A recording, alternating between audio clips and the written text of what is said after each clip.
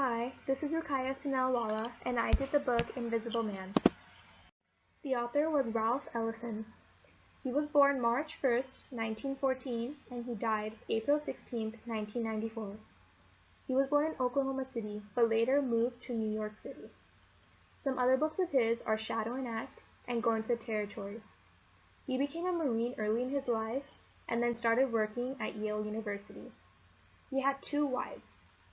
He was a communist, but no longer after World War II, because he believed that communists betrayed all African Americans because of their racial discrimination against Jews. He was a black man who encountered much racial discrimination throughout his life.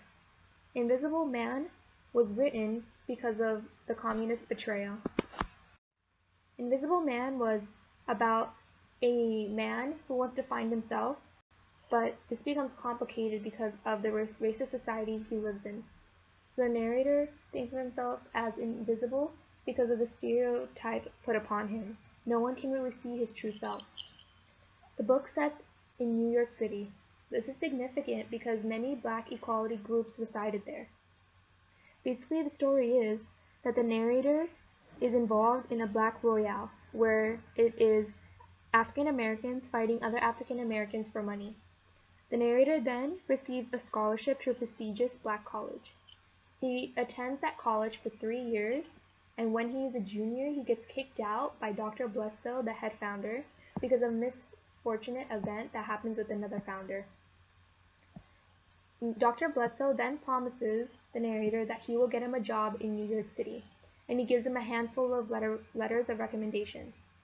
The narrator goes to New York and goes to many interviews but constantly gets rejected. He then finds out that in the letters of recommendation, Dr. Bledsoe said to the interviewer to not give the narrator the job. The narrator gets very upset by this and speaks out against a cop who is kicking out a woman of her apartment. Brother Jack then finds the narrator and tries to seek him out to have him join his black equality group. The narrator has to think about this for a while, but then he accepts. He then becomes a public speaker and talks about having racial equality anywhere and everywhere. Most of the characters in this book are racist. This is because of the racist society they live in and the racial discrimination they have to go through. I believe the theme of this book was finding one's identity and individuality. This book really portrays the racial discrimination well. Just like in the book, it is exactly how it was in real life. In the 1930s, the white people thought that black people were horrible human beings because of the stereotype, just because they were a different color. They thought just because black people were black, that they were nothing like white people. Skin color does not determine your personality or anything. White people thought that a black person would rob them or beat them or rape them, but none of this was actually true. And you see this in the book. How white people treated black people was horrible back in the 1930s. It was horrible all in 1900s, and you can still see this today. The characters in this book are the narrator, whose name is never mentioned throughout the book, and he is the Invisible Man. Todd Clifton, who is a member of the black equality group that the narrator joins. Ross, the exhorter, who is a leader of a rival black equality group who chooses to resort to violence. So whenever there is anything happening that involves cops or another white person, Ross wants to immediately hit and beat them. The narrator does not like this because he wants to talk with his mouth, not his hands.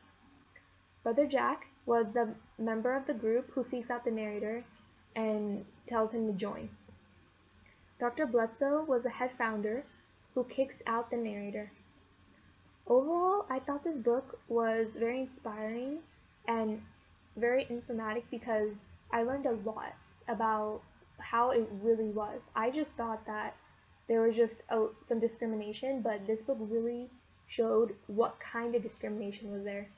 There's a part in the book where the narrator is just throwing trash into a white woman's trash can, and the white woman yells at him just because he's a black man. I thought this book was very good and very well written, and I think the author was trying to say that was trying to show what actually happened. But overall, I really liked this book and I really enjoyed it.